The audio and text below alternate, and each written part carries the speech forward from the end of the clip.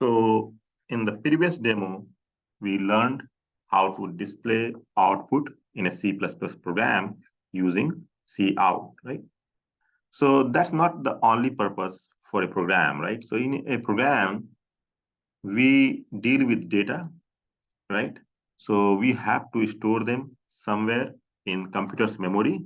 Memory is an important part of basically a computer, right? Where we store data, we store program instructions, right? We discussed that, right? We also define basically our own functions, which we learn later on to do our task. We also define our classes that we'll also learn later on, right? So basically, we have to, whenever we want to use our own data, we want to define function, we want to declare some classes, right? We need to provide a name to them, each of them, right? So here we use basically identifier that is used to name data, function, or class, right? So we should name them in a way that the name shows the purpose of the data or function or class, right? Right. So here, when we basically pick a name, pick an identifier, right? So we should follow the rules of the language, C++ language, right? Otherwise, your program will not be compiled if the rules are not followed, right?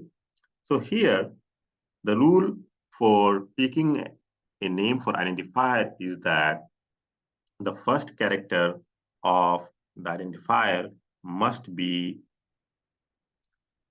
either a letter or an underscore, right? Okay. So the first character of the identifier must be a letter or underscore, right? And then for the identifier, we can only use letter or a digit or underscore in the following characters, okay? And blank spaces are not allowed for the identifier's name, okay? So you cannot use blank space to put the identifier name, right? And also you cannot use the reserved C++ word or keywords, right? So there are certain words which are used as keywords, right? Or they are reserved words. For example, int. Int is a keyword for integer data type, which we'll learn later on, right? So you cannot use that to pick a name for an identifier. Similarly, you cannot pick for FOR4 for an identifier name because it is a keyword for repetition or loop, right? So you have to keep these rules in mind to pick an identifier name, right? So following this rule, we can basically have, these are some examples that we can basically see which are valid identifier. Let's say I have to uh, declare a variable which can store a number, right? So I can name it as num, right? So see that whether it is valid identifier or not. So here the first character is a letter, right? So this is allowed, right? And then the following characters are all letters which are allowed also, right? So this is a valid identifier name, right? Similarly, if let's say I want to basically store, let's say, sum of 10 numbers, right? So I can basically declare a variable like that, sum 10. So this is also allowed. Why? Because the first letter is basically a letter, first character is a letter, which is allowed, and following characters are either letter or digits. So this is also allowed, right? Okay. But we cannot use a keyword for an identifier name, so we cannot put a name, we cannot have an identifier whose name is basically 4, right? Because 4 is a keyword that is used for loop or repetition. This is not allowed. Similarly, we cannot have an identifier if, because it's a reserved word, we cannot have basically, we cannot have it as an identifier, right? So we should follow the name, right? And sometimes to convey the purpose of an identifier, we can use multi-words, right? So for example, we can have number of students in a class. So we can declare the identifier with a name like this, num. We cannot declare the identifier like this because we cannot have basically a space, right? So this is not a good way, but we can use basically Hungarian notation or camel case notation like that, where we will not have any name space, right? So we can write like this, num, and we can combine all the words together without space, and the first character of the word could be uppercase, right? So I can write of and then S student. So this is a valid example, right? So here, this uppercase is basically optional. You can also keep it as like lowercase, right? But there should no space between them, right? So here, this style where the first character of the word is in uppercase. So that's called, that's an Hungarian notation or camel case notation, right? Or you can also have like this, num underscore of underscore. This is also valid, okay? So you can pick like that, right? Okay. So here are some examples that you cannot use for identifiers name, right? So for example, these are the list of words that you are seeing here. They are reserved words or keywords which you cannot use for identifiers name, right? For example, auto is basically a keyword. You cannot name an identifier with auto, right?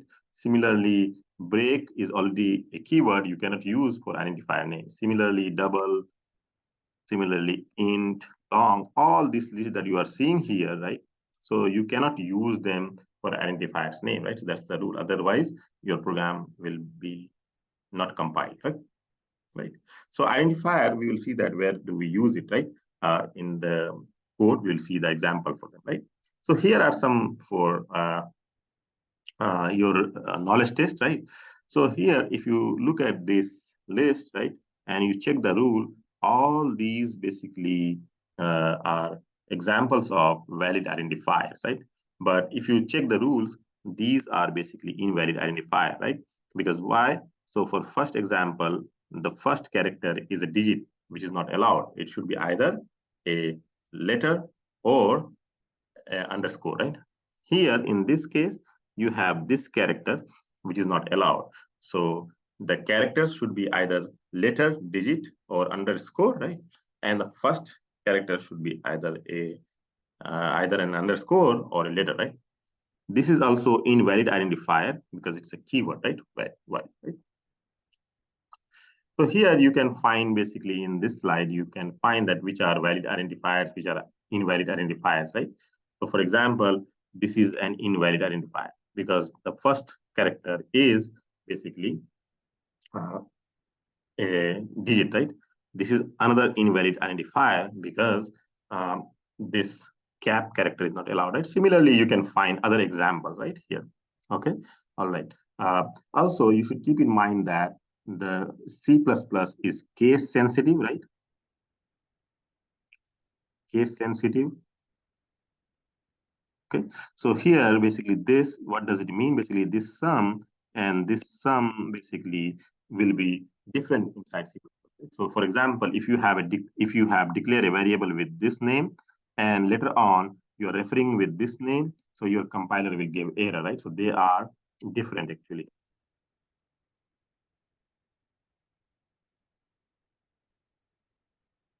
They are different, okay? So now let's talk about one more thing, then we'll go for an example, right? So here in programming, we also have a feature which is called comments, right? So these comments are not executed by programs, okay?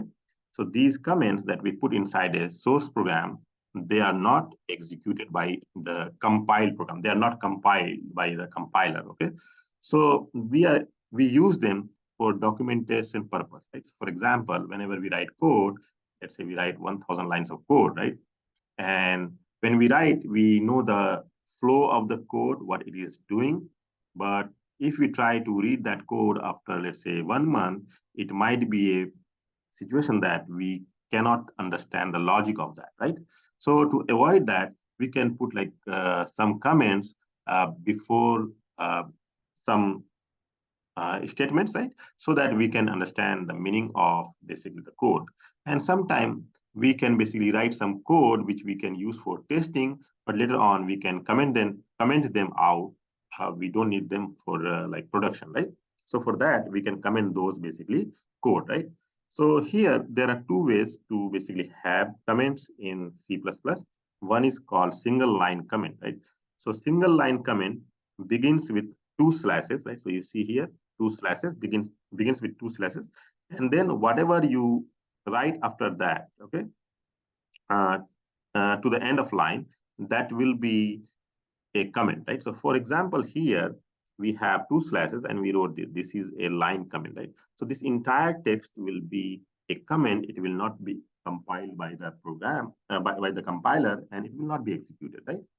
So also here we have written a code statement, and after that we put basically a we put double slashes, right? And after that we write sum stores the addition result, right? Okay, so it means that after this, after these two slashes, right, whatever we have kept here, right, they they are basically comments. They are a single line comment, and they will not be executed by the by the system, right? Okay.